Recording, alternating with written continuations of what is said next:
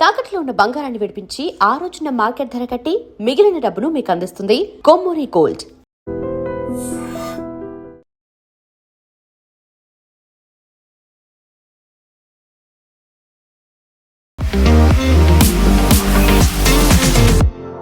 So ప్రతిసారి మోదీ గురించి Trump మాట్లాడుతూనే ఉంటారు. అందులో very good friend, close friend అనేది చెప్తూనే నేను సంతోషంగా లేను, నన్ను హ్యాపీగా ఉంచడానికి ఆయన ప్రయత్నాలు చేస్తున్నారు అంటే వాట్ డస్ ఇట్ మీన్? నిజంగానే మనం ఇంకొకరి కోసమే వర్క్ చేస్తున్నామా? ఇంకొకరిని ప్లీజ్ చేయడానికి, అప్పీలింగ్గా ఉండడానికి?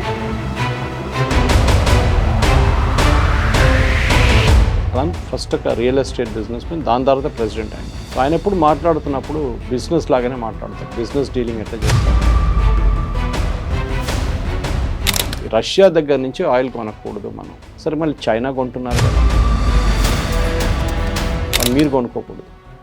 So why is it that only India should not buy అనేది ఒక పెద్ద క్వశ్చన్ వస్తుంది. కాకపోతే మళ్ళీ మనం ఒక కన్విన్సింగ్ మెథడ్లో వాళ్ళతో మాట్లాడుతున్నాము అనేది ఒకటి. ఇక్కడ ఉన్నటువంటి అంబాసిడర్లు వెళ్తున్నారు, లేదు మేము చూసారా, మేము బాగానే వర్క్ చేస్తున్నాం అనేది. అలా లాబియింగ్ అనేది ఎందుకు చేస్తున్నారు? లాబియింగ్ అనేది ప్రతి కంట్రీ చేస్తుంది. భారతదేశం నుంచి యూఎస్కి ఇప్పుడు ఏం ప్రాబ్లం లేదు యాక్చువల్లీ, టెక్నికలీ స్పీక్. అది ఎట్లా అయిందండి? మీరు ఇంత టారిఫ్ పెట్టిన తర్వాత కూడా మా ఎక్స్పోర్ట్స్ ఎట్లా పెరుగుతుందంటే డిమాండ్ ఉంది ఇండియన్ ప్రోడక్ట్స్. ఈ మధ్యన వెనిజులా మీద విపరీతమైన కోపం ట్రంప్ పెట్టుకున్నాడు. దానికి ప్రధానమైన కారణం తనకు రావాల్సినటువంటి నోబెల్ పీస్ ప్రైజ్ని అక్కడే ఉన్నటువంటి మచాడోకి వెళ్ళింది కాబట్టి వెనిజులా మీద విపరీతమైన కోపం ఉంది అనేది. అదొకటైనా, లేకుంటే కేవలం ఆయిల్ అని ఉంది దానికోసమని ఇంత ప్రెషర్ పెట్టారంటారా? ఇదేం దానికోసం మనం మాట్లాడే ముందు కూడా చెప్పాను నేను ఆయిల్ గురించి. ఇరాక్లో ఎందుకు వెళ్ళారంటే ఆయిల్ కోసం. అక్కడ క్రూడ్ ఆయిల్ ఉంది. నైజీరియాకి కూడా అదే వెళ్ళారు, ఎందుకంటే నైజీరియా దగ్గర ఆయిల్ ఉంది. వెనిజువేలా దగ్గర కూడా ఆయిల్ ఉంది. ప్రాబ్లం ఎక్కడ వచ్చిందంటే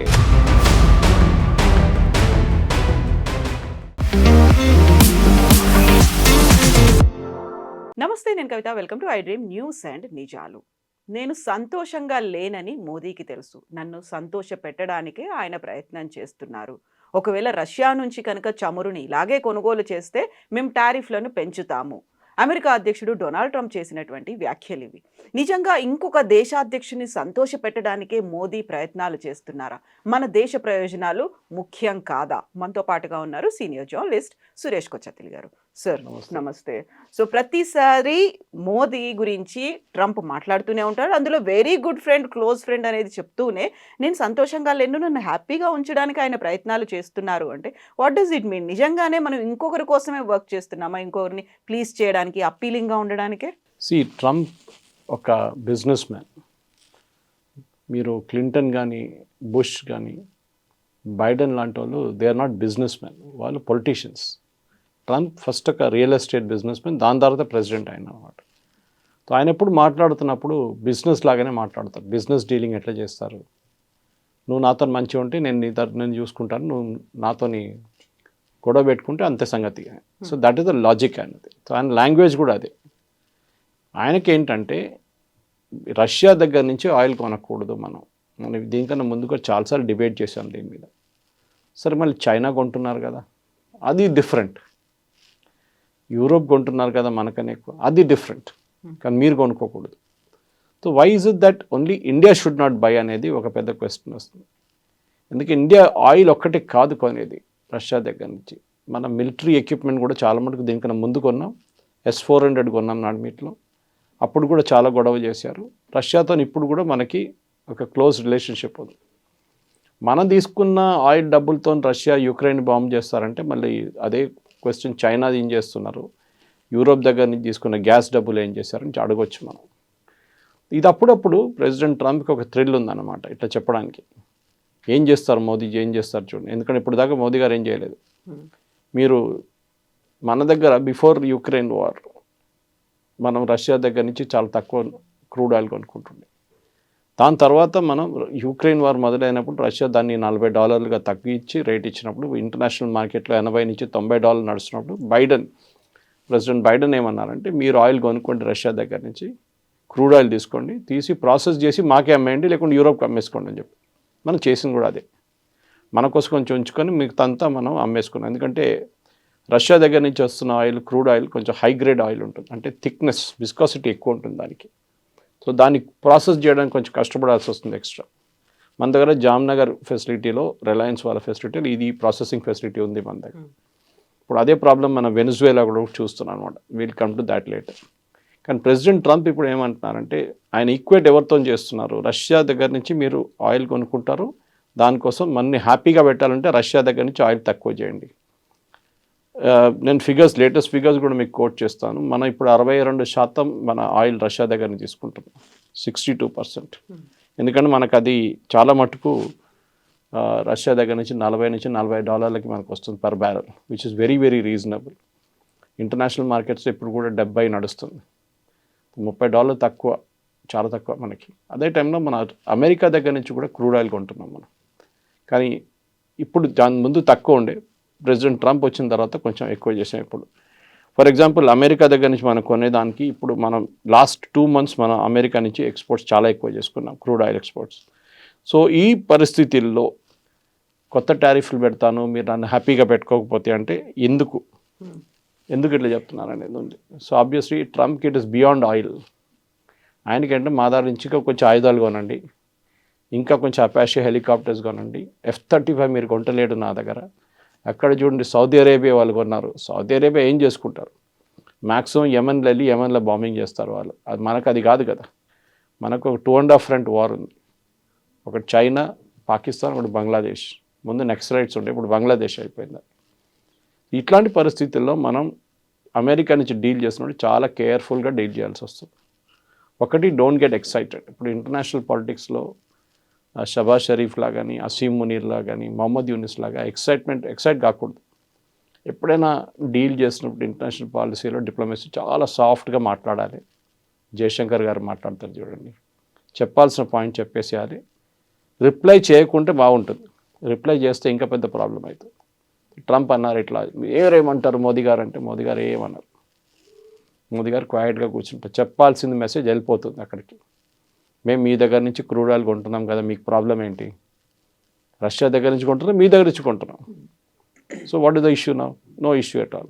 కానీ అప్పుడప్పుడు కూడా ఆయనకి మెయిన్ ప్రాబ్లం ఏంటంటే మన ట్రేడ్ టాక్స్ ఆగిపోయింది. ఇప్పుడు చాలా మటుకు ట్రేడ్ టాక్స్ మొత్తం కొలాప్స్ అయిపోయింది ఆల్ ఓవర్ ద వరల్డ్. థాయిలాండ్తో సైన్ చేశారు, అది కొలాప్స్ అయిపోయింది ట్రేడ్ టాక్స్. యూఎస్ది, వియట్నాంతో సైన్ చేశారు, అది కూడా ఎక్కడికి వెళ్ళట్లేదు. యూకేతో ఒకటే ఉంది, అది నడుస్తుంది. అది పాత ట్రేడ్ టాక్స్లో కూడా వాళ్ళ దగ్గర ఉండే FTA ఉండే ఒకటి. సో ప్రెసిడెంట్ ట్రంప్కి ఇప్పుడు మొత్తం సీన్ అంతా మారిపోయింది. ఎందుకంటే అమెరికాలో ఇప్పుడు మిడ్ టర్మ్ పోల్స్ రాబోతుంది, ఇన్ఫ్లేషన్ చాలా ఎక్కువ ఉంది, అన్ఎంప్లాయ్మెంట్ కూడా చాలా ఎక్కువ. సో ఆయనకి పొలిటికల్గా అమెరికాలో చాలా పెద్ద ప్రాబ్లమ్స్ ఉన్నాయి. అది కాకుండా మనం చూస్తున్నాం H-1B వీసా కానివ్వండి, ఆయన చెప్పిన మట్టుకు అక్కడ ఉన్న అమెరికన్లో ఉన్న ఇండియన్స్ అని కాదు, ఎవరైనా వీసా మీద చిన్న చిన్న వయలేషన్స్ చేస్తే కూడా వాళ్ళని పంపించేస్తున్నారు. If your driving under the influence కానివ్వండి, లేకుంటే ఏదైనా ట్రేడ్లో మన ఏం చెప్తారు, మీరు ట్రాఫిక్ వయలేషన్ చేస్తే దాన్ని కూడా వేసుకుంటున్నారు వాళ్ళు. అన్ని పట్టుకు బయట పంపించేస్తున్నారు వాళ్ళు. So this is not correct technically speaking. కానీ అది నడుస్తుంది, అది ఏం చేయలేము మనం ఇప్పటికైతే. ఈ మెయిన్గా ప్రెసిడెంట్ ట్రంప్తో డీల్ చేస్తున్నప్పుడు we should be A transactional person. సరే మేము కొనట్లేదా, ఎంత కొన్నాం, మేము 12% కొన్నాం పోయిన నెలలో, సరే ఈ నెల 14 కొంటాం, హ్యాపీ చాలా నెక్స్ట్ స్టెప్. ఇట్లా వెళ్తుందన్నమాట. మనం ఇది చేసుకుంటూ వెళ్తున్నప్పుడే దీని మెయిన్ రీజన్ అమెరికాతో డీల్ చేసేది ఒక డిప్లొమాటిక్ సొల్యూషన్గా ఉంటుంది. కాకపోతే మళ్ళీ మనం ఒక కన్విన్సింగ్ మెథడ్లో వాళ్ళతో మాట్లాడుతున్నాము అనేది ఒకటి. ఇక్కడ ఉన్నటువంటి అంబాసిడర్లు వెళ్తున్నారు, లేదు మేము చూసారా, మేము బాగానే వర్క్ చేస్తున్నాం అనేది. అలా లాబియింగ్ అనేది ఎందుకు చేస్తున్నారు? లాబింగ్ అనేది ప్రతి కంట్రీ చేస్తుందండి. ఓకే, ఇప్పుడు లాబింగ్ ఎవరు చేయట్లేదు. ఆ వర్డ్ ఎక్కడి నుంచి వచ్చిందంటే, ఈ హోటల్ లాబీలో వెయిట్ చేస్తున్న కొంతమంది PR వాళ్ళు ఉంటారు, పబ్లిక్ రిలేషన్స్ వాళ్ళు. సో ఈ సెనేటర్స్ కానీ సీనియర్ పొలిటీషియన్స్ అంతా హోటల్లో ఉన్నప్పుడు, ఏదైనా కాన్ఫరెన్స్కి వచ్చినప్పుడు వీళ్ళు లాబీలో వెయిట్ చేస్తారు. లేకుంటే క్యాపిటల్ హిల్ వాళ్ళ పార్లమెంట్ అనొచ్చు, అక్కడ ఉన్నప్పుడు అక్కడ లాబీలో వెయిట్ చేస్తారు వాళ్ళు. అక్కడ వాళ్ళు దిగి వచ్చినప్పుడు వాళ్ళని కౌట్ చేసి వాళ్ళ దగ్గర మాట్లాడి, మా పాయింట్ ఆఫ్ వ్యూ ఇది ఉందండి చూసుకోండి అని చెప్పేసి. భారతదేశం నుంచి యూఎస్కి ఇప్పుడు ఏం ప్రాబ్లం లేదు యాక్చువల్లీ, టెక్నికలీ స్పీకింగ్. మనకు కూడా ఇష్యూ లేదు. మన డిసెంబర్ ఫిగర్స్ ఇంకా రాలేదు, కానీ November exports very high, especially to the US. అది ఎట్లా అయిందండి, మీరు ఇంత టారిఫ్ పెట్టిన తర్వాత కూడా మా ఎక్స్పోర్ట్స్ ఎట్లా పెరుగుతుందంటే డిమాండ్ ఉంది ఇండియన్ ప్రోడక్ట్స్కి. నడుమిట్లో ప్రెసిడెంట్ ట్రంప్ 50 ఇండియన్ ప్రోడక్ట్స్ మీద టారిఫ్ తగ్గించేశారు క్వైట్గా ఒక 2 నెలల ముందు. Spices, tea, basmati rice. ఎందుకంటే అక్కడ కన్జ్యూమ్ చేస్తున్న అమెరికన్ పాపులేషన్ దీని టారిఫ్ కడుతున్నారు. సో నేను దీంట్లో ముందు కూడా ఎక్స్ప్లెయిన్ చేశాను. $10 ఒక ప్రోడక్ట్ మనం ఇక్కడి నుంచి పంపిస్తే 50% టారిఫ్ పెడితే అది $15 అయిపోతుంది. దాని తర్వాత రీటైలర్ ఆయన మార్జిన్ పెట్టి $16-17 అమ్ముతాడు. ఈ డిఫరెన్స్ ఎవరు కడుతున్నారు? $8 ఎక్స్ట్రా, $8 ఎక్స్ట్రాస్ని ఎవరు కడుతున్నారు? ఫస్ట్ ఎవరు ఇంపోర్ట్ చేస్తున్నారు వాళ్ళు కడుతున్నారు కంపెనీ. దాని తర్వాత వాళ్ళు టార్గెట్ కానీ వాల్మార్ట్కి పంపించినప్పుడు వాళ్ళ దగ్గర నుంచి కూడా అది కలెక్ట్ చేసుకుంటున్నారు. ఫైనలీ కన్జ్యూమర్ కడుతున్నారు. సో యూఎస్ కన్జ్యూమర్కి $10 దొరికే ఒక ప్రోడక్ట్ ఇప్పుడు $17 వస్తుంది. అందువల్ల $600 బిలియన్ వాళ్ళకి వచ్చాయని కూడా చెప్పుకుంటున్నారు కదా. ఎవరి దగ్గర నుంచి? వాళ్ళ సిటిజన్స్ దగ్గర నుంచే గుంజుకున్నారు. ఆలోచించండి. ఎమ్మెల్యే ఏమంటున్నాడు, మీకు కావాలంటే నేను కొంచెం రిలీఫ్ ఇస్తాను, ట్యాక్స్ రిలీఫ్ ఇస్తానంట. అంటే మీ దగ్గర నుంచి డబ్బులు తీసుకొని మీకే రిటర్న్ ఇస్తున్నారంట. అది ఎక్కడ లాజిక్ అండి? అర్థం కాదు. సో కాబట్టి మెయిన్ థింగ్ ఏంటంటే అమెరికాతో డీల్ చేసినప్పుడు ట్రాన్సాక్షనల్గా మాట్లాడుతున్నప్పుడు ట్రాన్సాక్షనల్గా మాట్లాడాలి మనం, ఇంకే లాంగ్వేజ్లో మాట్లాడకూడదు. అమెరికాతో ఉన్న డిప్లొమసీ మీరు బుష్ టైంలో కానీ, క్లింటన్ టైంలో కానీ, ఒబామా టైంలో కానీ, బైడెన్ టైంలో కానీ చాలా డిఫరెంట్గా ఉండే. అది మనతో ఒక్కరితో కాదు, అన్ని దేశాలతో అదే నడుస్తుంది. ట్రంప్ ఫస్ట్ టర్మ్లో ఐ లవ్ పుటిన్ అన్నారు, I love north Korean dictator Kim Jong Un నా క్లోజ్ ఫ్రెండ్ అన్నారు, వెళ్ళి కలిశారు కూడా ఇద్దరు.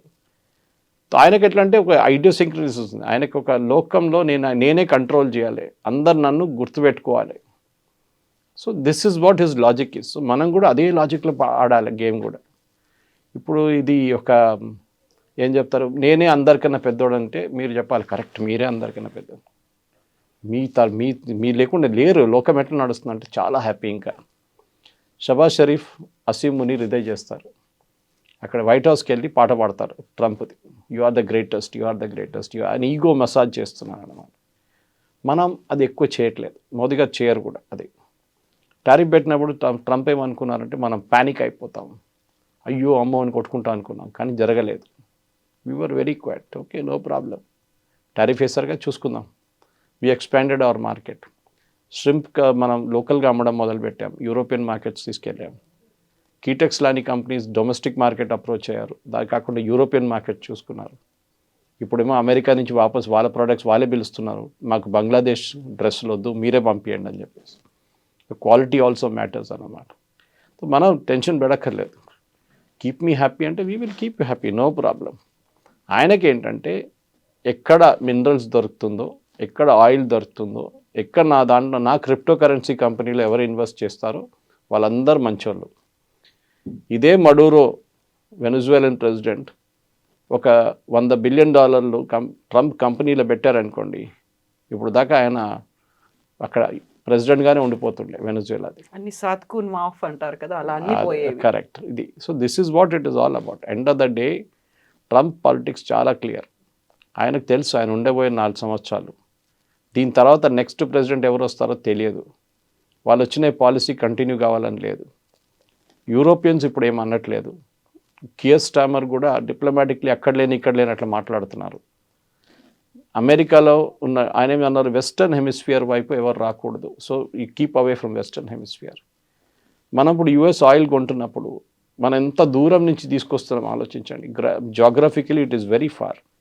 మనం సౌదీ అరేబియా దగ్గర నుంచో, లేకుంటే బహ్రెయిన్ దగ్గర నుంచో, ఖతార్ దగ్గర నుంచి న్యాచురల్ గ్యాస్ కొనుక్కుంటే మనకు చాలా దగ్గర, 3 రోజులు వచ్చేస్తుంది మనకి షిప్. అది కాదు కదా, అమెరికా నుంచి రావాలి, మొత్తం తిరిగి రావాలి. So it takes a long time and cost కూడా చాలా ఎక్కువ. కానీ అప్పుడప్పుడు we have to keep America happy, అదొక పాలసీ. బట్ మనం అంత సటిల్గా ఉండాల్సినటువంటి అవసరం ఏముంది? అంత కామ్గా సైలెంట్గా ఉండి బోల్డ్ అని క్వశ్చన్స్ ఉన్నాయి, దేని గురించి మాట్లాడకుండా ప్రతిసారి మనల్ని ప్రొవోక్ చేస్తున్నట్టుగా ఉంటే, నాట్ ఓన్లీ మోదీ, మొత్తం భారతదేశాన్ని అంతా అలా ప్రొవోక్ చేస్తున్నట్టుగా ఉంటే కామ్గానే పని చేసుకుంటూ వెళ్తున్నాం, ఇది కాకపోతే ఇంకోటి అన్నట్టుంటే అక్కడ బోల్డన్ని క్వశ్చన్స్ వస్తున్నాయి. ఆన్సరబుల్‌గా ఉన్నారా? అకౌంటబిలిటీ ఉందా? అనేది ఉంది. ఆ తర్వాత ఇప్పుడు వెరీ రీసెంట్‌గా వెనిజువేలా మీద అటాక్ చేసి అక్కడ ఉన్నటువంటి ప్రైమ్ మినిస్టర్‌ని పట్టుకెళ్ళిపోతే మనం ఏం మాట్లాడకుండానే అలాగే సైలెంట్ స్పెక్టేటర్స్ లాగా ఎందుకున్నారు? Why we are not taking any stand అనేది వస్తుంది కదా! అది అమెరికా అంటే భయమా అనేటువంటి క్వశ్చన్‌లు కూడా ఉన్నాయి కదా! Why should we take a stand? Venezuelan president మనకేమైనా పెద్ద పనేం చేసి పెట్టారు? ఏం చేయలేదు కదా. ఇన్ఫ్యాక్ట్ మన దగ్గర ఉన్న ఓఎన్జీసీది ఒక ఇంటర్నేషనల్ ఆర్మ్ది అక్కడ డ్రిల్ చేస్తున్న కంపెనీ డబ్బులు మనకి ఇంకా రాలేదు. రోజుకి 5,000 బ్యారెల్ ఇస్తున్నారు, అది మనకు రాలేదు లాస్ట్ 5 సంవత్సరాల్లో. వాళ్ళ ప్రాబ్లమ్స్ వాళ్ళకు ఉందిలే, అది సపరేట్. సో మన ఎందుకు వెనిజువేలన్ ప్రెసిడెంట్ పట్టుకెళ్తే పెట్టుకెళ్ళారు కథ. మన ప్రెసిడెంట్ పట్టుకెళ్ళలేదు కదా. Why should we react? We will react. Suppose Asim మున్నీని పట్టుకెళ్ళారు అనుకోండి, then we will react to it. అరే మీరు చేసిన తప్పని చెప్తాం అప్పుడు, ఎందుకంటే పాకిస్తాన్ దగ్గరే కదా, ఒక ఇంపాక్ట్ ఉంది. ఎక్కడో ఉన్న వెనిజువేలాలో ఎవరు రియాక్ట్ అయ్యారు చూడండి, లోకంలో ఏ కంట్రీస్ రియాక్ట్ అయ్యారు? లాటిన్ అమెరికాలో 2-3 కంట్రీస్ రియాక్ట్ చేశారు. క్యూబా రియాక్ట్ చేశారు, ఎందుకంటే వాళ్ళ 32 body guards who are protecting Maduro, వాళ్ళు చంపేశారు యుఎస్ ఫోర్సెస్. మిగతా ఎవరు యూరోపియన్ నేషన్స్ చూడండి, ఎవరు మాట్లాడలేదు, యుఎన్ మాట్లాడలేదు. Why should you? దీనికన్నా ముందు కూడా యుఎస్ ఫస్ట్ టైం చేస్తున్నారు కాదు కదా. ఏం చేశారు సద్దాం హుసేన్తో? ఇదే పని చేశారు కదా. అఫ్కోర్స్ కిడ్నాప్ చేసి తీసుకెళ్ళలేదు, కానీ అక్కడే అరెస్ట్ చేసి వెపన్స్ ఆఫ్ మాస్ డిస్ట్రక్షన్ అని చెప్పి లాస్ట్ నాన్ని చంపేశారు. లిబియాలో అక్కడున్న లోకల్ సిటిజన్స్తోని గదాఫీని చంపేశారు. సొమాలియాలో ఇదే చేశారు ఫస్ట్. వియట్నాంలో ఏం చేశారు మనకు తెలిసింది, అక్కడ ఓడిపోయారు అమెరికా చేస్తుందని అన్నిటికీ మనం రియాక్ట్ కాకలేదు. దట్స్ వై సార్ డిప్లొమసీలో చాలా ఇంపార్టెంట్ కవిత గారు, that you should learn how to keep your mouth shut. మీరు ఎక్కువ మాట్లాడి స్పాయిల్ చేయకుండా క్వైట్లీ మీకు చెప్పాల్సిన పాయింట్ డైరెక్ట్గా చెప్పేసేయండి, పబ్లిక్ చెప్పక్కర్లేదు. ఈ ప్రశ్నలు అడుగుతుంది ఎవరైనా, నా ఫస్ట్ క్వశ్చన్ ఎవరు? ఇక్కడున్న local politicians, opposition parties. Exactly. America అంత డిక్టేటర్షిప్ చూపిస్తూ ఉంటే మనం ఏమీ మాట్లాడట్లేదు, అదే అమెరికా అందరి మీద అటాక్ చేస్తుంది. వాట్ ఇఫ్ మన మీద కూడా అలాంటి శాంక్షన్స్ ఇప్పటికే ఉన్నాయి, టారిఫ్లు ఉన్నాయి, అలాంటి ఒక ప్రెషర్ అనేది మన మీద కూడా తీసుకొస్తే? అదే వాజ్పేయి గారు పాత వీడియో నిన్న బయటకు వచ్చింది ఒకసారి, అది వైరల్ అయింది. ఇప్పుడు పోఖ్రాన్ బ్లాస్ట్ చేసే ముందు అమెరికా చాలా ప్రెషర్ పెడుతుండే మన మీద. మన్మోహన్ సింగ్ టైంలో కూడా మనం చూసాం, ఇది నరసింహారావు టైంలో కూడా చూసాం. We were ready with a nuclear test. అమెరికాకి ఎట్లనో తెలిసిపోయింది, అది ప్రెషర్ పెట్టి ఆపేశారు. అప్పుడు మనం ఏమైనా చెప్పామా? అమెరికా మా మీద ప్రెషర్ పెట్టింది, అది చేసింది, ఇది చేసింది, ఏం చెప్పలేదు. నరసింహారావు గారు క్వైట్గా ఉన్నారు. ఆ లెసన్ నేర్చుకున్నాము. So what did you do? Vajpayee గారు వచ్చినప్పుడు అదే న్యూక్లియర్ టెస్ట్ మళ్ళీ మొదలుపెట్టాం. కానీ ఏం చేసాం? పొద్దున పూట పని చేయకుండా రాత్రిపూట పని చేసాం. ఇప్పుడు శాటిలైట్స్, ఓవర్ హెడ్ శాటిలైట్, దాన్ని డిటెక్ట్ చేయలేక, అండ్ సడన్గా జరిగినప్పుడు సిఏఏలో పెద్ద ఒక భూకంపం వచ్చింది. ఇది ఎట్లా జరిగింది? మనకు తెలియకుండా ఇండియా ఎట్లా చేశారు ఇదంతా? ఎందుకంటే ఒక న్యూక్లియర్ టెస్ట్ చేయడానికి చిన్న పని కాదు, దివాళీ పటాక కాదు. చాలా మటుకు గ్రౌండ్ వర్క్ ఉంటుంది, డ్రిల్లింగ్ వర్క్ ఉంటుంది, అన్నీ నడుస్తుంది. కానీ ఏం తెలియకుండా పొద్దున్న చూస్తే ఆ గ్రౌండ్ అంతా క్లియర్గా ఉంది. రాత్రిపూట మళ్ళీ మన వాళ్ళు తవ్వుతున్నారు, పొద్దున పూట మళ్ళీ మట్టేసి కవర్ చేసేస్తున్నారు. ఇట్లా చేసుకుంటే చాలా రోజుల తర్వాత టెస్ట్ జరిగింది. George Fernandes was the defence minister, Abdul Kalam గారు was the head of DRDO ఆ టైంలో. వాజ్పేయి గారు చెప్పారు స్ట్రెంగ్త్. ఎందుకంటే నాకు అప్పుడు కూడా స్వామి వివేకానంద ఒక కోట్ గుర్తొస్తుంది. స్వామి వివేకానంద అన్నారు, ఇప్పుడు చాలా సంవత్సరాలు ఉంది ఆయన ఉన్నప్పుడే, దట్ స్ట్రెంగ్త్ ఇస్ రెస్పెక్టెడ్. ఎవరైనా హూ హెస్ గాట్ స్ట్రెంగ్త్ వాళ్ళని రెస్పెక్ట్ చేస్తారు, వీక్ ఉన్న వాళ్ళని ఎవరు పట్టించుకోరు. దాన్ని మీరు లా ఆఫ్ ద జంగిల్ కూడా అని చెప్పొచ్చు. లా ఆఫ్ ద జంగిల్ చాలా క్లియర్. అక్కడున్న వీక్ ఉన్న యానిమల్స్ని పులి తినేస్తుంది, లేకుంటే సింహం తినేస్తుంది. మనం చెప్పొచ్చు, అరే పాపం ఎందుకు చేస్తున్నారు, అది కూడా ఉంటే అది కూడా యానిమలే కాదంటే, కాదు. That's a law of the jungle. The strongest will survive. So మన స్ట్రెంగ్త్ మనం పెట్టుకొని చాలా మటుకు ఎక్కడో ఏదో జరిగితే మనం కామెంట్ చేయక్కర్లేదు. ఓకే, మడూరో హెస్ డన్ అస్ నో ఫేవర్. ఒకటే ఫేవర్ ఏంటంటే సత్యసాయిబాబా డివోటీ ఉండే, వాళ్ళ wife was more of a devotee. పెళ్ళి కన్నా ముందు కూడా వచ్చి కలిసి వెళ్ళారు సత్యసాయిబాబాతో. దాని తర్వాత వాళ్ళ ప్రెసిడెన్షియల్ ప్యాలెస్లో కూడా పెద్ద ఒక ఫోటో ఉందంట. అంతే, that is only Indian connection he has. ఆఫ్రికాలో చాలా డిక్టేటర్స్ ఉన్నారు కదా కవిత గారు, పెద్ద పెద్ద డిక్టేటర్. ఇదీ అమీన్ నుంచి మనం చూసుకుంటూ వస్తున్నాం. ఇటువైపు తక్కువనా? లాటిన్ అమెరికాలో అయితే ఫుల్ ఆఫ్ డిక్టేటర్స్. డానియల్ ఆర్టెగా నుంచి మీరు ఫిడెల్ కాస్ట్రో ఉన్నారు ముందు. మనం ఎందుకు నేమ్ చేయాలి? ఇప్పుడు కమ్యూనిస్ట్ వాళ్ళు ఒక ప్రెస్ నోట్ తీశారు మొన్న, దట్ అది ఇది లెఫ్టిస్ట్ అది అని చెప్పి. లాస్ట్ భారతదేశం దీన్ని ఖండించి ఏం చేసుకుంటామండి? ఎవడు పట్టించుకోరు.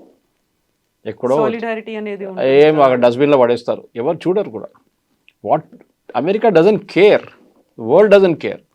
దానికోసం యూకే ఏమన్నారు, యూకే ప్రైమ్ మినిస్టర్ చేసిన తప్పే కానీ okay let us forget it. ఎందుకంటే మడూరో is not a Jesus Christ. ఆయన చేసిన పనులు మనందరికి తెలిసిందే. అట్లాంటి చాలామంది డిక్టేటర్, పినోషే ఉన్నారు చిలేల ముందు. నేను స్కూల్లో చదువుతున్నప్పుడు నాకు గుర్తుంది. ఆ టైం నాకు ఒక పెన్ ఫ్రెండ్ ఉండే అక్కడ. ఆయన దట్ అబ్బాయి used to send me stamps అక్కడ జరుగుతున్న అత్యాచారాల గురించి రాస్తుండే. So I was wondering how is able to do it. నేను అప్పుడు హై స్కూల్లో ఉన్నాను ఆ టైంలో. అట్లాంటి పరిస్థితి నుంచి ఆఫ్రికా నుంచి చూడండి, లాటిన్ అమెరికా చూడండి, అన్స్టేబుల్ రెజ్యూమ్స్ ఉంటుంది అక్కడ అన్ని. కొలంబియా తక్కువనండి కవిత గారు, వీళ్ళకంటే పెద్ద ప్రాబ్లం కొలంబియా. ప్రెసిడెంట్ ట్రంప్ కొలంబియాతో డీల్ చేస్తారు, తర్వాత చేస్తారు డెఫినెట్గా. ఇరాన్లో ఏం జరుగుతుంది? ఇరాన్లో ఉన్న అయత్తోళ్ళు చేసిన గొడవ, అక్కడ వాళ్ళ ప్రజల మీద చేస్తున్న ఫైరింగ్ అంతా ఈసారి ఎందుకు జరగట్లేదు? ఇప్పుడు జరుగుతున్న ప్రొటెస్ట్లో వాళ్ళ ప్రెసిడెంట్ అంటున్నారు కరెక్ట్, ఒక ప్రాబ్లం ఉంది, మన రియాల్ మొత్తం డివాల్యూ అయిపోయింది, అసలు ద వర్త్లెస్ పేపర్, కానీ నేనేం చేయలేను. నీళ్ళు లేదు, నేనేం చేయలేను. ఫ్యూయల్ షార్టేజెస్ ఉంది, నేనేం చేయలేను. మీరందరూ కొంచెం ఓపిక ఉంచుకొని చేద్దామేమన్నా మనం. ఆ స్టేట్కి వచ్చేసారన్నమాట. ఎందుకంటే అమెరికన్ ప్రెసిడెంట్ డొనాల్డ్ ట్రంప్ ఒక వార్నింగ్ ఇచ్చారు, వీఆర్ లాక్డ్ అండ్ రెడీ. అంటే గన్ లాక్ చేసి వీఆర్ రెడీ, అంటే మిమ్మల్ని కూడా కావాలంటే దించేస్తాం. ఆల్రెడీ షా ఆఫ్ ఇరాన్ కొడుకు, old shah of Iran Pahlavi కొడుకు మొన్న స్టేట్మెంట్ ఇచ్చారు that we should bring back democracy to Iran. మా ఇరాన్లో ఎప్పుడు డెమోక్రసీ లేకుండే, ఈవెన్ షా ఆఫ్ ఇరాన్ ఉన్నప్పుడు డెమోక్రసీ లేకుండే. It is far more liberal regime. అక్కడ కూడా ఒక చేంజ్ ఆఫ్ రెజ్యూమ్ రావబోతుంది. సో మనం దీని గురించి ఫస్ట్ టైం వింటున్నప్పుడు ఆలోచిస్తాం, ఇది ఫస్ట్ టైం చాలా ఘోరమైంది, చాలా బాగా. ఆర్టేగాతో ఏం చేశారండి, డానియల్ ఆర్టేగా నికరాగుతో ఇదే పని చేశారు కదా. ఇట్లాంటి చాలా మటుకు యూఎస్ కిడ్నాప్ చేసి తీసుకెళ్ళిన చాలామంది ఉన్నారు నేతలు, కానీ అదంతా మన హిస్టరీలో మర్చిపోయాము. ఇప్పుడు ఈ టెలివిజన్ ఏజ్లో, సోషల్ మీడియా ఏజ్లో మనకి ఇదంతా బయటకు వస్తుంది. లేకుంటే ఆయన్ని పట్టుకెళ్ళే ఫోటో కానీ ఎక్కడైనా కానీ, సద్దాం హుసేన్ ఫోటో మీకు ఎక్కడైనా కనిపించింది? ఏదో అక్కడెక్కడ 2-3 వీడియోలు కనిపిస్తుంది అంతే. ఆ టైంలో సోషల్ మీడియా లేకుండే. గద్దాఫీ ఫోటోలు అయితే అస్సలు కనిపించదు మీకు. ఇక్కడ ఎందుకంటే ఆయన యూఎస్ షిప్లో తీసుకెళ్తున్నాడు, నేవల్ షిప్ తీసుకెళ్తున్నా, ఆ ఫోటో పట్టినప్పుడు అది వైరల్ అయిపోయింది వీడియో. దాంతో ఇప్పుడు కోర్టులో ప్రొడ్యూస్ చేస్తున్నాం, మళ్ళీ ఆ వీడియో వైరల్ అవుతుంది. మార్క్ మై వర్డ్స్ కవిత గారు, 1 నెల తర్వాత 2 నెలల తర్వాత ఏం జరిగింది వెనుజువేలానని మన ప్రజలందరూ మర్చిపోతారు. We will be back to our daily lives. మన ప్రాబ్లమ్స్, మన ఇష్యూస్, మన కంట్రీ ప్రాబ్లమ్స్ మనం మాట్లాడుకుంటా, కానీ ఎక్కడో ఉన్న వెనుజువేలా ప్రాబ్లం మనకి అసలు నో కాంటెక్స్ట్ అన్నమాట. దానికి ఈ మధ్యన వెనిజులా మీద విపరీతమైన కోపం ట్రంప్ పెట్టుకున్నాడు. దానికి ప్రధానమైన కారణం తనకు రావాల్సినటువంటి నోబెల్ పీస్ ప్రైజ్ని అక్కడే ఉన్నటువంటి మచాడోకి వెళ్ళింది కాబట్టి వెనిజులా మీద విపరీతమైన కోపం ఉంది అనేది. అదొకటేనా, లేకుంటే కేవలం ఆయిల్ అని ఉంది దానికోసమని ఇంత ప్రెషర్ పెట్టారంటారా? దానికోసం మనం మాట్లాడే ముందు కూడా చెప్పాను నేను ఆయిల్ గురించి. ఇరాక్లో ఎందుకు వెళ్ళారు మన అందరు గుర్తుంటే, ఇరాక్లో వెళ్ళి సద్దాం హుసేన్ని వెపన్స్ ఆఫ్ మాస్ డిస్ట్రక్షన్ అని చెప్పి నేటో ఫోర్సెస్ వెళ్ళి ఆయన్ని అరెస్ట్ చేసి, ఆయన్ని ట్రయల్ చేసి, ఆయన ఉరి తీశారు. ఎందుకు వెళ్ళారంటే ఆయిల్ కోసం వెళ్ళారు అంతే. అక్కడ క్రూడ్ ఆయిల్ ఉంది. నైజీరియాకి కూడా అదే వెళ్ళారు, ఎందుకంటే నైజీరియా దగ్గర ఆయిల్ ఉంది, వెనుజువేలా దగ్గర కూడా ఆయిల్ ఉంది. ప్రాబ్లం ఎక్కడ వచ్చిందంటే, వెనుజువేలాలో హ్యూగో షావేజ్ వచ్చాను. Before Maduro there was Hugo Chavez who was the president. ఈయన గురుగారు ఆయన దానికని చేసిన ఆయన చేసిన అత్యాచారాలు కౌంటే లేదు. వేలాది మందిని చంపారు ఆయన కూడా. ప్రజలు చాలామంది, ఆల్మోస్ట్ ఐ థింక్ 70,000 మంది వెనుజువేలా నుంచి పారిపోయి చాలా దేశాలకు పారిపోయారు. ఓకే, అక్కడ తట్టుకోలేక అనమాట. అక్కడ ఉన్న కల్చర్, గవర్నమెంటు వాళ్ళ మీద క్రాక్ డౌన్ కానీ, అరెస్ట్ చేయడం, చంపేయడం, ఎక్స్ట్రా జ్యుడిషియల్ కిల్లింగ్స్లో. సో దానికన్నా ముందు అమెరికా చాలా మట్టుకు అక్కడ ఉన్న లాటిన్ అమెరికాలో ఉన్న డిక్టేటర్స్ని చాలామందిని వాళ్ళు ఎంకరేజ్ చేశారు. దాని హిస్టరీ సపరేట్ ఉంది. కెనడీ టైం నుంచి చూసుకుంటూ వస్తే మీరు ఈ హ్యూగో షావేజ్ వచ్చే ముందు అక్కడ వెనుజువేలాలో ఉన్న ఆయిల్ కంపెనీస్ అంతా అమెరికన్ కంపెనీస్ నడిపిస్తుంటాయి. అంటే వెనుజువేలా దగ్గర ఉన్న oil 330 billion barrels, which is higher than Saudi Arabia. కానీ they are not the number 1 producer, number 26 ఎంతో ఉన్నారు ప్రొడ్యూసర్. ఎందుకంటే వాళ్ళ దగ్గర ఎక్విప్మెంట్ లేదు ఆయిల్ డ్రిల్ చేసి బయటకు తీయడానికి. నేను చెప్పాను చూడండి, it's very heavy oil, Venezuelan oil. Versus US shale oil ఉంటుంది, బ్రిటన్ దగ్గర లైట్ స్వీట్ క్రూడ్ ఉంటుంది. సో దీన్ని రీఫైన్ చేయడానికి ఉన్న కావాల్సిన కెపాసిటీ వాళ్ళ దగ్గర లేదు. డ్రిల్ చేసి బయటికి తీయడానికి ఉన్న కెపాసిటీ కూడా లేదు. పాత ఎక్విప్మెంట్ ఉంది వాళ్ళ దగ్గర, రష్యన్ టైం నుంచి ఉన్న ఎక్విప్మెంట్ ఉంది. దాని తర్వాత చైనీస్ వాళ్ళు ఏదో తీసుకొచ్చి పెట్టారు, అది కూడా పనిచేయట్లేదు. సో అప్పుడున్న అమెరికన్ కంపెనీస్ షెవ్రాన్ ఉండొచ్చు, ఎక్సాన్ మొబైల్ ఉండొచ్చు, వీళ్ళందరూ ఆ టైంలో చాలా డబ్బులు పెట్టి ప్రాస్పెక్ట్ చేసేసి ఆయిల్ డ్రిల్లింగ్లో మనకు అందరు తెలిసిందే. ఇప్పుడు మన బోర్వెల్ లాగానే తవ్వుతే నీళ్ళు వస్తుందో లేదో తెలియదు, వస్తే మంచిది. 100 ఆయిల్ వెల్ డ్రిల్ చేస్తే, ప్రాస్పెక్ట్ చేస్తే దాంట్లో 10లో ఆయిల్ కనిపిస్తుంది, 5 నుంచి ఆయిల్ ఎక్స్ట్రాక్ట్ చేసుకోవచ్చు కమర్షియల్గా. కానీ ఆ 90 వెల్స్ కాస్ట్ ఎవరు? అది వీళ్ళే సాధించాలి, వీళ్ళ పైప్ నుంచే పోతుంది, లాస్ అది. కానీ ఒక లార్జర్ చూస్తే over a period of time దాన్ని గెయిన్ చేస్తా అనుకున్నా. కానీ హ్యూగో చావెజ్ వచ్చిన తర్వాత ఈ అమెరికన్ కంపెనీ ఇంత బిలియన్స్ ఆఫ్ డాలర్స్ డబ్బులు పెట్టి ప్రాస్పెక్ట్ చేసేసిన ఆయిల్ ఓవర్ నైట్ ఆయన నేషనలైజ్ చేసేసారు. ఇది చాలా దేశాల్లో జరిగింది అదే టైంలో. ఈవెన్ ఇందిరాగాంధీ గారు మన ఇండియాలో ఉన్న బ్యాంక్స్ని నేషనలైజ్ చేసింది అంతే. ఎందుకంటే ఆంధ్ర బ్యాంక్ అని, సిండికేట్ బ్యాంక్ అని, కెనరా బ్యాంక్ అని, పంజాబ్ నేషనల్, వీళ్ళందరూ ప్రైవేట్ బ్యాంక్స్ ఉండే ఇండియాలో. ఐసిఐసిఐ, హెచ్డిఎఫ్సి ఇప్పుడు వచ్చాయి కదా లాస్ట్ 20-25 ఇయర్స్లో. దానికన్నా ముందు మన దగ్గర ప్రైవేట్ బ్యాంక్సే ఉండే. ఇండిపెండెన్స్ టైంలో ఈ చెప్పిన కాంగ్రెస్ లీడర్స్ అందరూ దాన్ని ఎంకరేజ్ చేశారు, ప్రైవేట్ బ్యాంక్స్ని చాలా బాగా నడిపించారు వాళ్ళు. సో ఆ బ్యాంక్స్ కూడా ఇందిరాగాంధీ గారు నేషనలైజ్ చేశారు. టాటా వాళ్ళ ఎయిర్ ఇండియాని కూడా నేషనలైజ్ చేసేసింది ఆమె. హెచ్ఏఎల్ అది కూడా నేషనలైజ్ చేసేసింది, అది కూడా ప్రైవేట్ కంపెనీ ఉండే ముందు, హీరాచంద్ గ్రూప్ ఉండే. సో అట్లాంటి పరిస్థితి ఈవెన్ వరల్డ్ వైడ్ ఒక సోషలిస్ట్ యాంగిల్ వచ్చేస్తుంది అన్నమాట. Indira Gandhi was also following socialism. ఆమెకు చాలా ఫేవరెట్ ఉండే 5-year ప్లాను, రష్యన్ సిస్టమ్ చాలా అనుకుంది ఆమె, this is the right way to do it అని. తర్వాత తెలిసింది మొత్తం ఫ్లాప్ షో అయిపోయిందని. సో అక్కడ కూడా నేషనలైజ్ చేసినప్పుడు వీళ్ళ డబ్బులు పెట్టిన డబ్బులు ఎంత పోయింది, billions and billions American companies డబ్బులు పోయింది. అప్పుడు పెట్టిన మిషనరీ ఇప్పుడు దాకా నడుస్తుంది. 50 సంవత్సరాల తర్వాత అదే మిషనరీ వాడుతున్నారు. సో అవుట్పుట్గా వాళ్ళ దగ్గర 330 బిలియన్ బ్యారెల్స్ ఆయిల్ ఉన్నప్పుడు నెక్స్ట్ 800 సంవత్సరాల దాకా వాళ్ళు తవ్వుకుంటే పోతే కూడా వాళ్ళ దగ్గర ఆయిల్ ఉంటుంది. అంత ఆయిల్ ఉంది వాళ్ళ దగ్గర వెనజువేలా, మోర్ దెన్ సౌదీ అరేబియా నేను చెప్పినట్టు, మోర్ దెన్ యుఎస్. కానీ దాన్ని వాళ్ళు ఎక్స్ట్రాక్ట్ చేయలేకపోతున్నారు. ఇప్పుడు ఏం చేస్తున్నారంటే ప్రెసిడెంట్ ట్రంప్ ఎందుకన్నారంటే that we will run Venezuela అనగానే ఎవరు అన్నారు, రన్ కాదు రూయిన్ వెనజువేలా అని చెప్పారు. ఒక ఐ పెట్టేస్తే అయిపోతుంది అనేది. ఆయన ఏమంటున్నారంటే అక్కడున్న ఆయిల్ ఇప్పుడు ఎక్స్ట్రాక్ట్ చేయలేము, ఈవెన్ వెనజువేలాకి రిటర్న్ మీరు నడిపించుకోండి అని వాళ్ళకి ఇచ్చేస్తే కూడా దే కెనాట్ రన్ ఇట్. వాళ్ళ దగ్గర ఎక్విప్మెంట్ లేదు, డ్రిల్లింగ్ ఎక్విప్మెంట్ కొత్త తీసుకురావాల్సి వస్తుంది, దానికి చాలా ఖర్చు అవుతుంది. అండ్ యూజువలీ మీరు ఇవాళ పెట్టుబడి పెట్టి ఎక్విప్మెంట్ ఒక 6 నెలల తర్వాత తీసుకొస్తే మీకు ఆ పెట్టుబడి ఇది ప్రాఫిట్ మీకు 10 సంవత్సరాల తర్వాతనే వస్తుంది. ఇన్ని రోజులు వెయిట్ చేయడానికి ఎవరైనా రెడీగా ఉన్నారా? That's a question.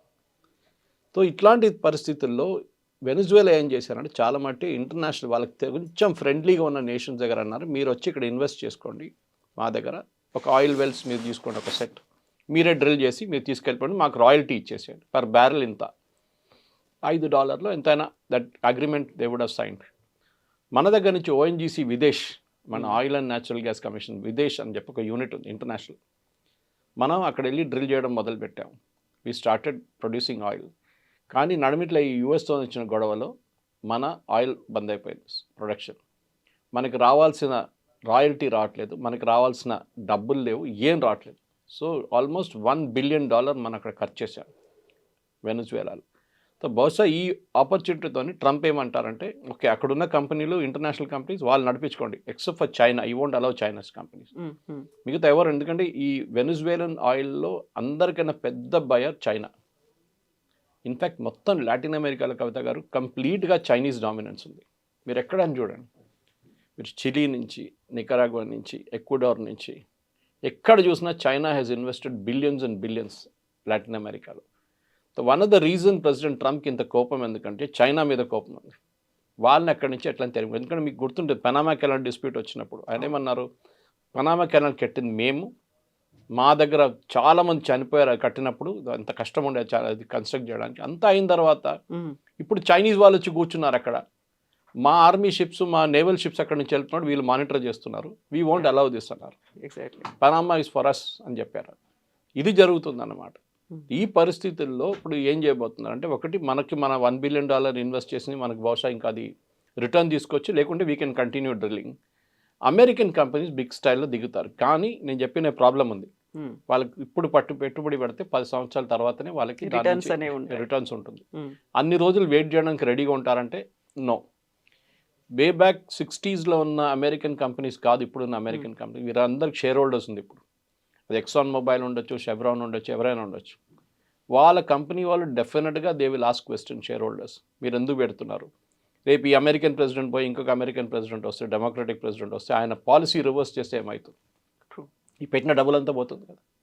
లేకుంటే అక్కడున్న ప్రజలు రెబెల్ చేసి అమెరికన్ కంపెనీస్ అక్కడ తెరిమి కొడితే ఏం చేస్తారు? ఇరాన్లో జరిగింది అదే మనం చూసాం. షా ఆఫ్ ఇరాన్ ఉన్నప్పుడు మొత్తం అమెరికా నడిపించారు ఇరాన్ అంతా. దాని తర్వాత మొత్తం గాయబైపోయారు అంత అక్కడి నుంచి. ఈ ప్రాబ్లం రాబోతుంది. So this same oil problem లిబియాకి వెళ్ళారు. లిబియాలో కద్దాఫీని ఎందుకు గద్దె దింపారంటే అది కూడా ఆయిల్.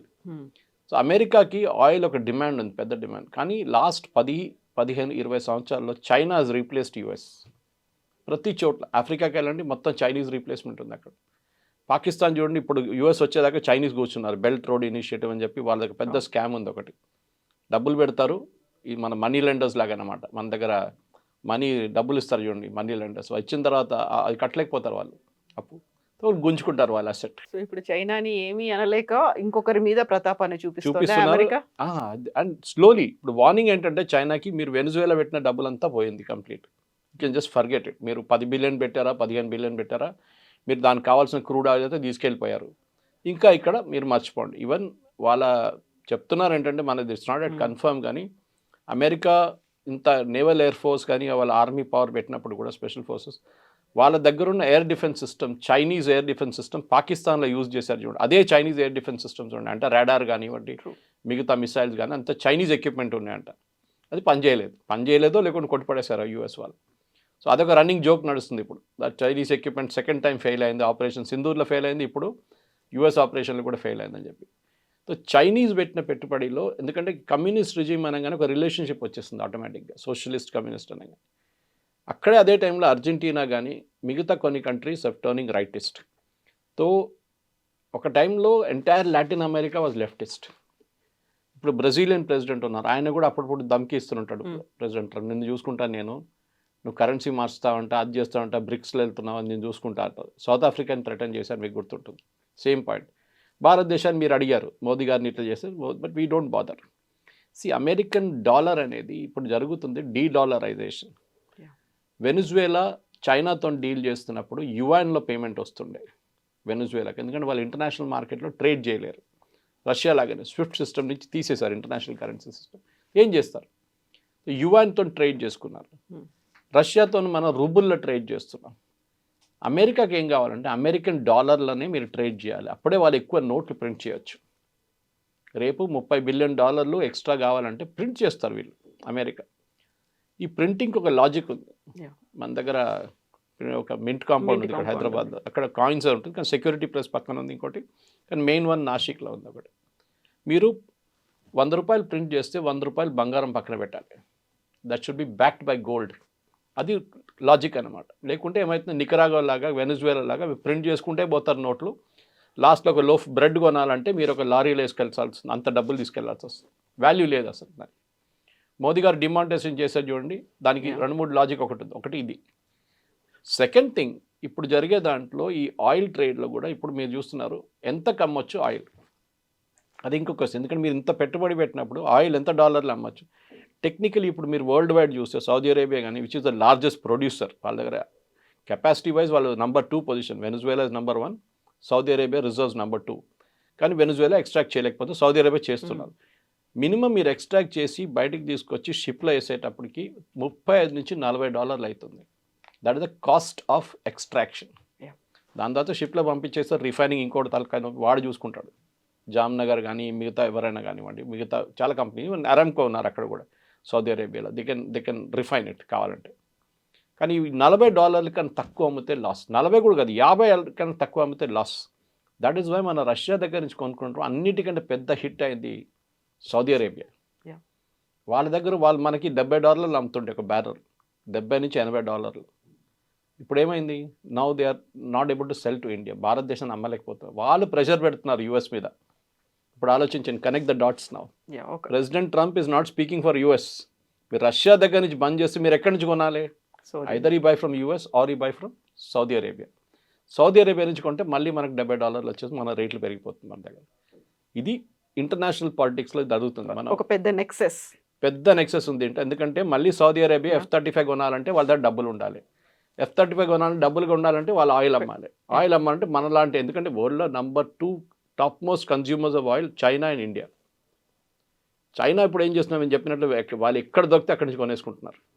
నైజీరియా నుంచి, వెనుజువేలా నుంచి ఏ కంట్రీ వాళ్ళకు సహాయం చేస్తుందో వాళ్ళ దగ్గర నుంచి కొంటున్నారు. They are dictating the rates and terms.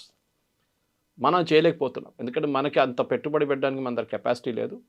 రెండోది మనకి ఇంట్రెస్ట్ కూడా లేదు ఎందుకంటే రిస్కీ అది అంతా. ఇప్పుడు చూసాం వెనుజువేలా ఇంత పెట్టిన తర్వాత ఒక్కరోజు రాత్రి కాదు పోయింది మొత్తం వాళ్ళ ఇన్వెస్ట్మెంట్ అంతా. మనం పెట్టిన $1 బిలియన్ మనకి ఇచ్చేసేయండి, మనం హ్యాపీగా వచ్చేస్తాం మనం రిటర్న్ అక్కడి నుంచి వెనుజువేలా నుంచి. ఓవరాల్గా the entire thing is oil politics. దాంట్లో ఈ Venezuelan oil is the most crucial ఎందుకంటే దాన్ని ఎక్స్ట్రాక్ట్ చేసి ఈ హెవీ ఆయిల్ని ప్రాసెస్ చేయడానికి యూఎస్లో towards Canadian side heavy oil, ఈ క్రూడ్ ఆయిల్ ప్రాసెసింగ్ చేసే చాలా మటుకు రిఫైనరీస్ ఉందన్నమాట. అది ప్రాసెస్ చేయలేకపోతున్నారు వీళ్ళు ఎందుకంటే ఆ ప్లాంట్స్ అన్ని ఇప్పటిదాకా మూతపడి ఉండే. Because Canadian crude is also heavy crude like Venezuela. So అది వరల్డ్లో top 3 producer Saudi Arabia, Venezuela was a producer, Russian oil మొత్తం బ్లాక్, వెనుజువేలా ఆయిల్ మొత్తం బ్లాక్. ఇప్పుడు మిగిలిందంతా Saudi Arabia and plus Gulf countries. ఇప్పుడు అక్కడి నుంచి కొనాల్సింది. డోంట్ బి సర్ప్రైజ్ కవిత గారు, రేపు ఈ వెనుజువేలా ఆయిల్ నెక్స్ట్ 2 సంవత్సరాలు బయటికి రాకపోతే అందరికన్నా ఎక్కువ ప్రాఫిట్ సంపాదించేది ఈ గల్ఫ్ కంట్రీస్. ఇది జరగబోతున్నాను. Thank you so much. Thank you. Thank you.